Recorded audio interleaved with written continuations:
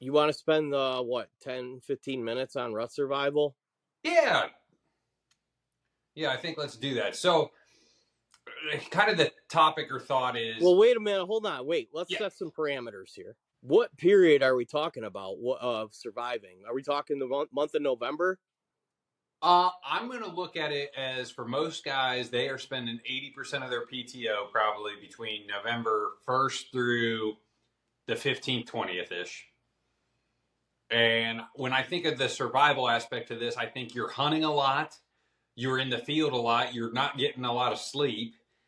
And these are not necessarily like hunt this type of bedding area, rattle at these times. This is more like what are things that we have found over the years from gear to aspects of life to overall hunting that just like allow you to keep grinding because I feel like a key aspect to being successful right now is just getting in the woods as much as possible and being able to still hunt if you have an open tag November 13th, 14th, 15th. Like, don't get burned out November 3rd. Yeah. Well, and who even? I mean, you're probably a grown man. You could probably handle it, but the repercussions are going to come from your family. You Yeah. know what I mean? It's like I could be out there every day and deal with all that, but you got to kind of pick Yeah. once you have when you got people at your household that are dependent on you, day to day. I don't know. I hear a lot of guys get puffed up their chest and yada yada. Well, I'm gonna do what I'm gonna do. It's deer season, yada yada. And it's like, yeah, I to an extent I get that. Like I just put my foot down yesterday. My wife was asking me to do some silly shit, and I just looked there and I said, I'm not doing that today. Like the time of the year that it is. If you're going to be mad at me, you're going to be mad at me. But I'm just telling you right now, I got limited days to get done what I need to get done. I planned for this all year, and I'm not doing that today. And whatever, it blew over. She wasn't super thrilled for a little bit, but she got over it. Yeah. Um, but I've been doing some stuff for her too. Like, hey, she wanted me to run this like 3.5. What are they? It's a 5K. Yeah. Dude, I haven't ran in months. Uh, I've been lifting pretty much every day, but I haven't ran in months. And I had no interest in it. Was a cold, calm. I don't know what day that was. It was Late I don't know. October. Yeah, when we had one of those good October cold fronts. Anyways, long story short, I looked at her, I said, just remember I'm gonna do this for you. She said, I said you didn't have to do it. I'm like, I heard you, but I'm gonna, and just remember that I did. And so anyways, if I'm talking about long-term survival through the rut, because for me, it's even a longer duration. I'm basically that Halloween period, you know, like October Mm-hmm. 25th was the day to me this year when boom, the cameras just turned on, mid morning cruising, hitting scrapes mid morning. It was the day specifically was October 25th for me. I'm going to carry this behavior on through the middle of December because I've just had too much success in December to write it off and not know that if I haven't gotten what I want and I still think there's a chance of a buck out there that I want to kill, if I have a tag or I'm in active pursuit of a deer and have reason to believe that I'm going to get it killed, and honestly, I only get more and more confidence the later that it gets because the better that we get chance that we get snow, and once we get snow and there's tracks on the ground, it becomes a lot easier, and the deer are kind of pushed into areas Interesting. and the people have typically left the woods and the deer recognize that. It doesn't take but a week or two for deer to get back to deer doing deer things. So so Yeah, I know I have given up on the weekend after our gun season here in Ohio, mhm. and trail cam data shows that that's not a great idea as far as there's like some secondary rut type activity that my cameras have captured over the last 3 or 4 years. And I think when I was in my early 20s, I was like, no, the deer aren't back to normal behavior yet. And no, no, no, they are much back to normal behavior by about a week after our gun season. The woods obviously get a high intense pressure for a week. Yeah, if you follow the biology of it, deer start to breed in the beginning of November. That peaks at the middle, and this is regional, but specifically for me, for us here in Michigan. Deer begin to breed front end of November. Peak breeding is the middle of November. That carries on through the month. Um, and then if you have a doe that's not bred, or you have like last year's fawn, or not last year's fawn, this year's fawn, right? So what is the deer? The deer's June, July, August, September, October, November, December. The deer's 7, 8 months old. Mm, That deer will come into estrus for its first time. And that won't happen typically until the middle of December. yeah. So you have does in estrus from the front end of November to through the middle part of December, with that peaking the middle part of November. So it's the rut to me is about a 6 week window. So when you're talking about surviving the rut, dude, 6 weeks of total just irrational behavior from a modern day civilized person that's got to try to blend in with the workspace and family Yeah. life and all this and that. Dude, I'd be happy with cans of spaghettios and a tent and my bow and arrow and my equipment and just park me out in the woods somewhere. I wouldn't come out. Like, I love being in the woods this time of year so much, to the point where we have 2 tags.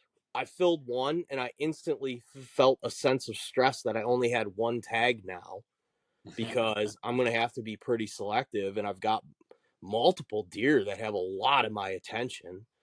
And I still have some travel hunts coming up and stuff, whereas like it'd be cool to kill on those. So I got to kind of figure out what to, you know, and I'm talking shit too. Like, I could eat crow and have all these deer and not get the job finished, but chances are, with the amount of deer that I'm very actively and interested in pursuing right now, uh, the next, till December, till the middle of December, till our traditional muzzleloader season ended out, which would Yeah. be, it's typically, around December 16th or something like that. Do you drink beers in a garage? That's exactly why the garage bar was invented. Unfolds in seconds, ready to go. Pull your wood out and enjoy a cold one. Yeah, man, you do have to survive. Got to squeak little workouts in wherever you can.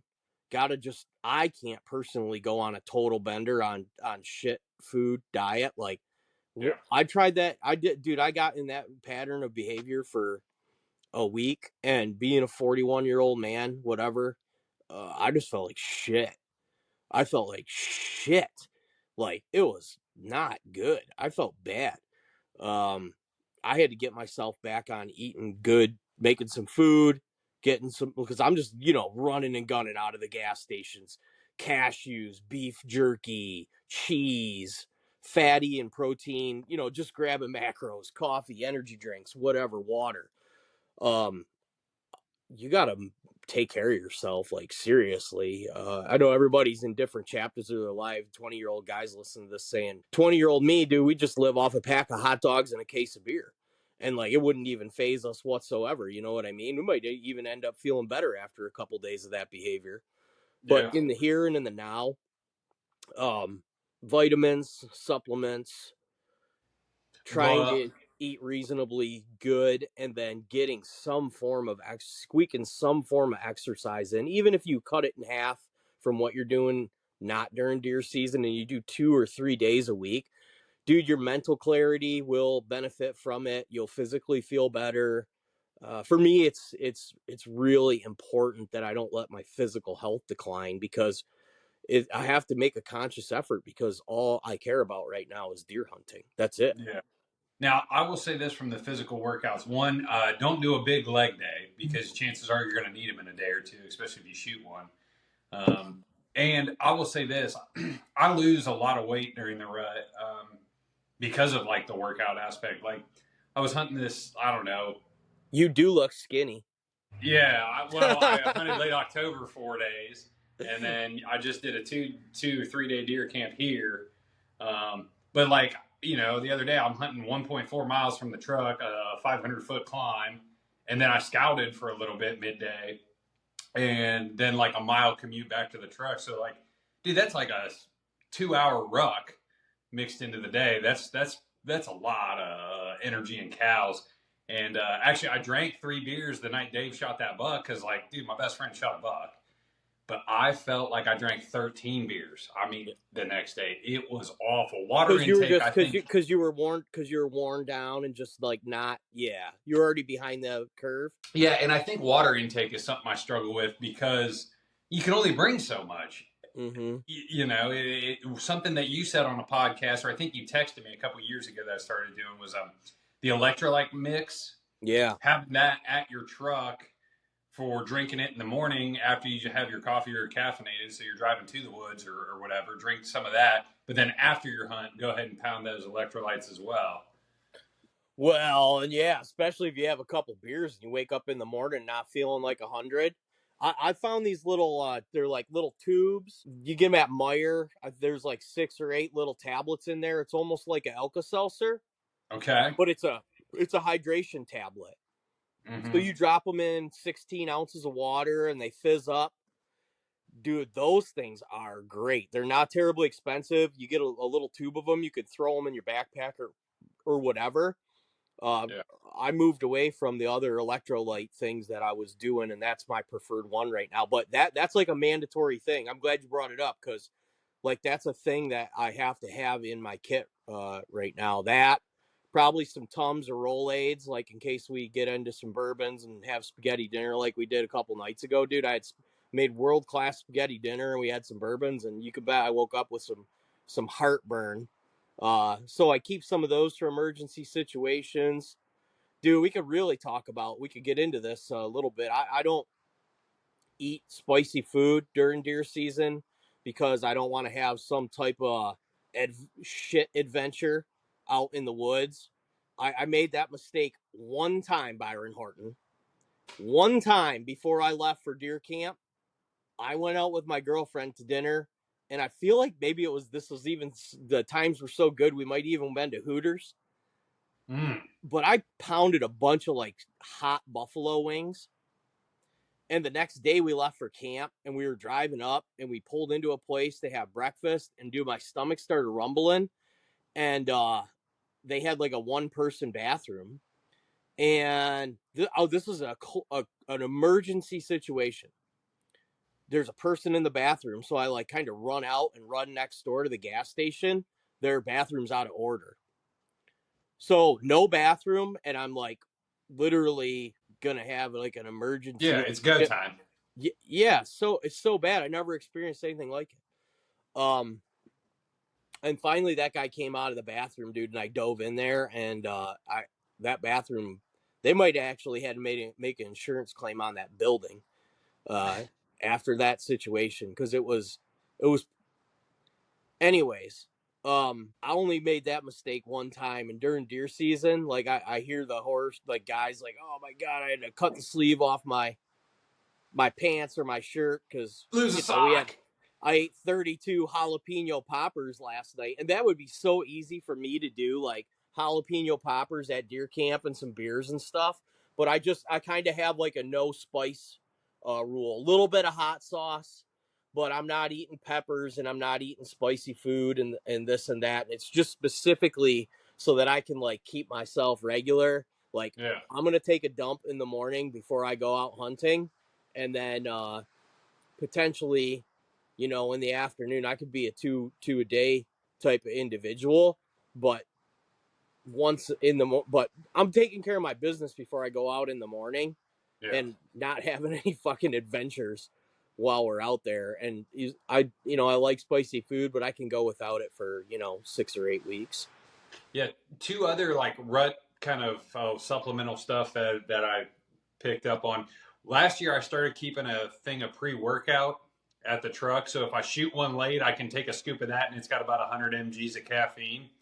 But I was on this this canoe in hunt, and the guys had the Mio energy shots, which you like. It's basically you squirt the liquid in your water bottle, and you can make it as strong as you want. But he said he could literally wake up, grab that Mio, and just shoot it in his mouth, like almost taking like a dry scoop of a pre-workout essentially, but like just a lot easier to consume caffeine quickly. We have become conscious that we will never decrease efforts towards attempting to be better. We understand that if we aren't growing, we are dying. We simply refuse to accept status quo. We will continue to gain education through experience, and when we kill that buck of a lifetime, there will have been nothing accidental about it. Be surgical.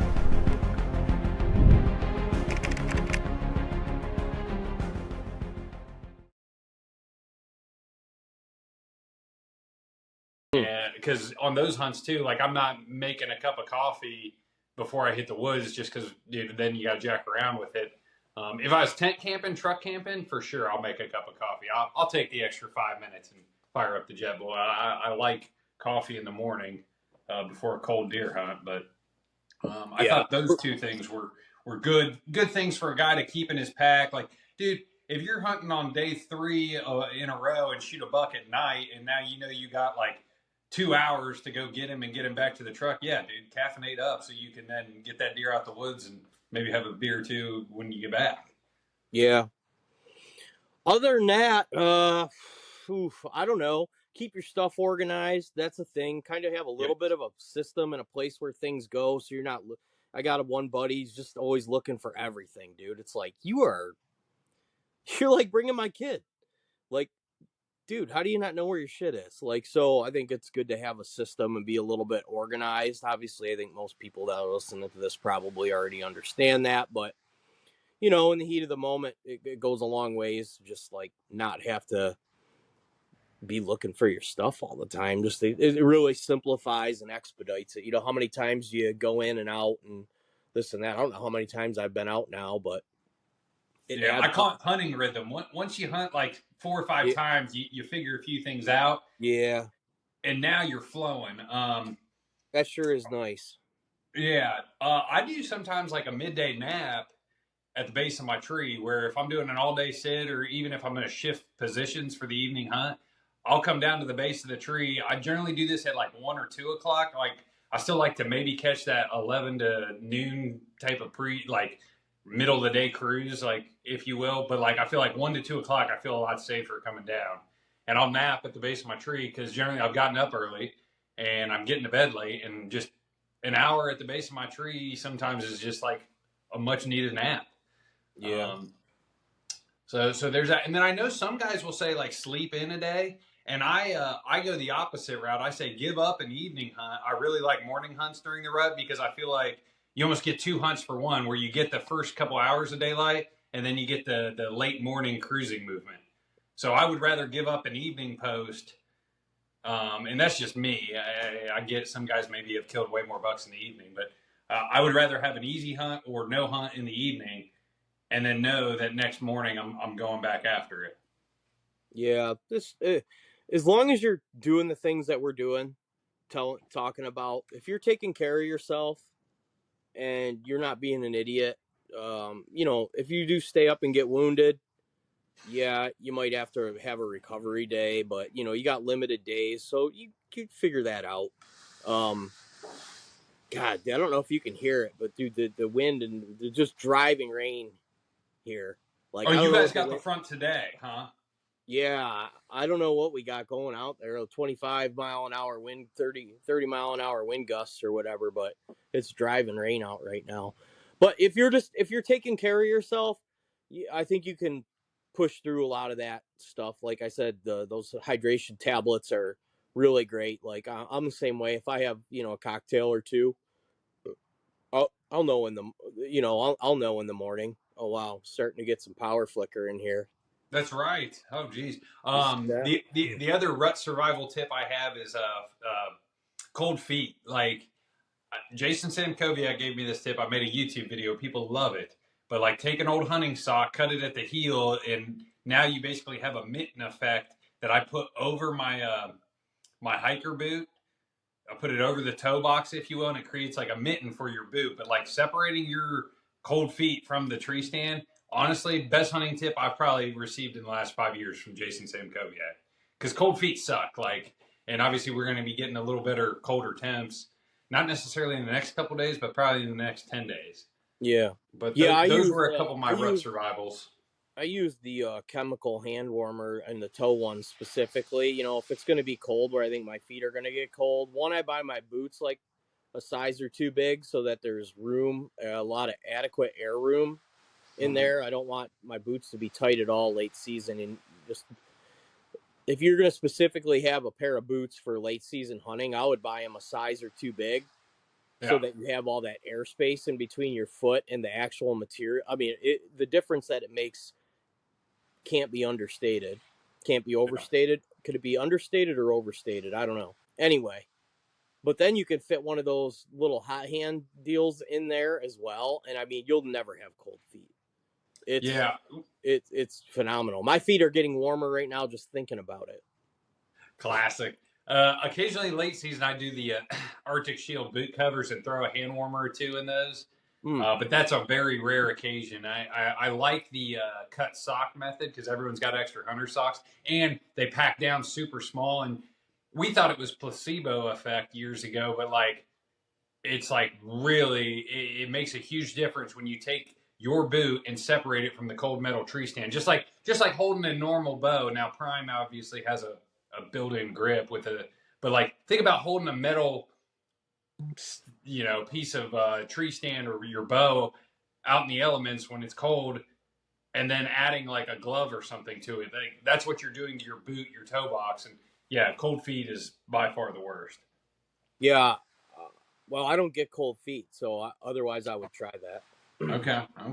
Yeah, no, my system's been good for a long time. I don't sit out there being uncomfortable, so yeah, those little, and I put a couple of those hot hands in my pockets. And then here's a tip: we've talked about it before, but if I have a jacket, I'll take one or two, the mega one or two of the smaller ones, and I'll put it right here, basically on your chest, and then zip your jacket up. And then I'll also take and put one in my neck warmer here, and then one underneath of my hat here.